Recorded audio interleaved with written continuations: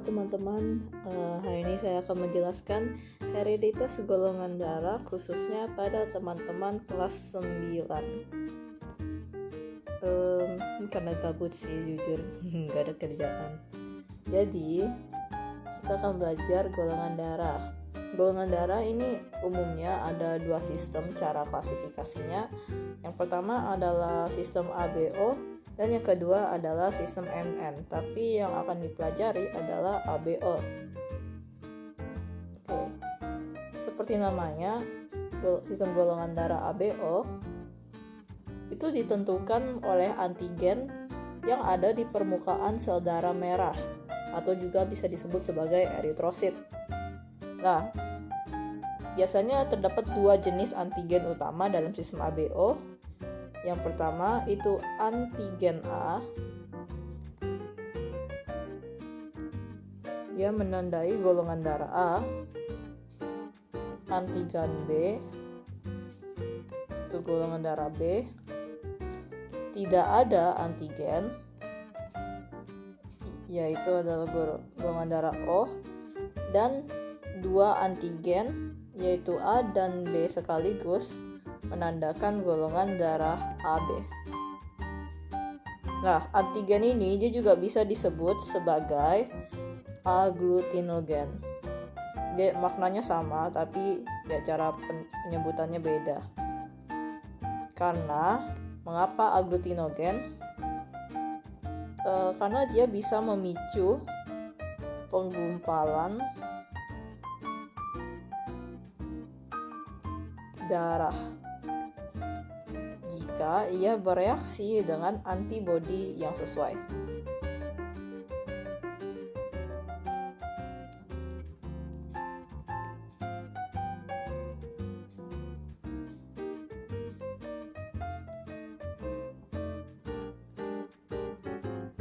Oke. Nah, lanjut ada antibodi dalam plasma darah. Tadi antigen kan dia letaknya di permukaan sel darah merah. Antibodi dia itu letaknya di plasma darah. Jadi antibodi disebut juga sebagai agglutinin. Nah, dia memiliki dua antibodi juga, yaitu anti B, berarti dia dimiliki oleh golongan darah A.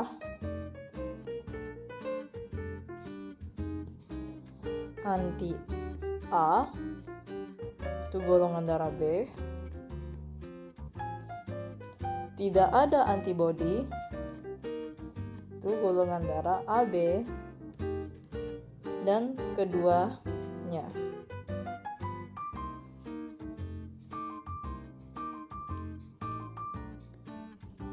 Nah, AB dan O juga ada julukan lain, yaitu universal receiver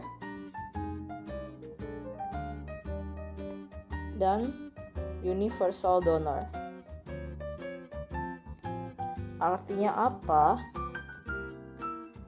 AB ini dia dapat mendapatkan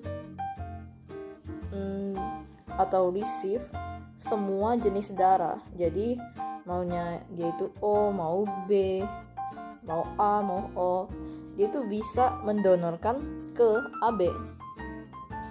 Tapi bedanya dengan O, dia ini nggak bisa menerima ke siapapun kecuali dia sendiri. Dia hanya bisa mendonorkan ke semua orang. Nah, mengapa demikian? Antibodi ini bekerjanya sebagai sistem perlawanan. Dia ini kan masuk ke sistem imun ya.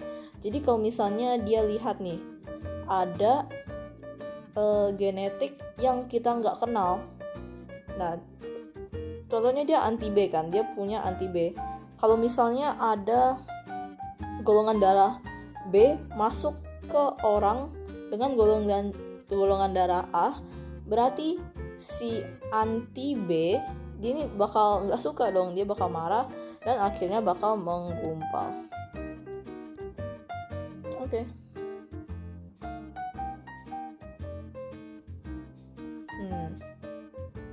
Jadi, jika seseorang menerima darah dengan antigen yang dikenali antibodinya, ingat antigen dia itu seperti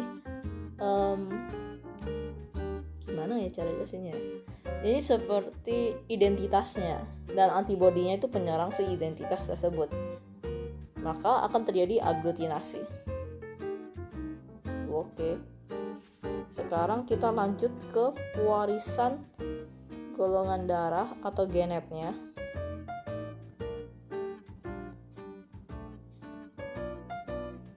Nah, golongan darah dikontrol oleh gen autosomal, artinya dia tidak terikat X ataupun Y, dengan alel dominan dan resesif. Nah, alelnya itu ada 3, yaitu IA, IB, dan I kecil. IA dan IB ini dia sama. Mereka adalah dominan. Dan I adalah resesif. Tapi IA dan IB ini dia bersikap dominan ke I. Tapi kalau misalnya IA ke IB berarti mereka adalah kodominan. Ya ingat lah ya bedanya kodominan dan campuran biasa. Jadi kalau misalnya ada keduanya berarti dia akan menjadi golongan darah IA dan IB. Sama halnya seperti yang dipelajari juga di kelas. Kalau misalnya IA besar ketemu dengan alel I kecil, maka ia akan menjadi golongan darah A. Kenapa? Karena IA lebih dominan daripada I kecil. Nah, ini kita contoh soal ya.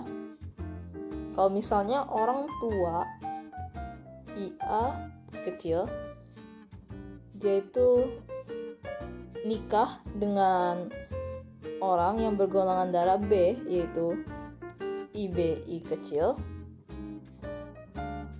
kemungkinan anak yang memiliki golongan darah A itu berapa, B itu berapa, AB itu berapa, dan O itu berapa. Nah, Punnett square ya guys, jangan lupa.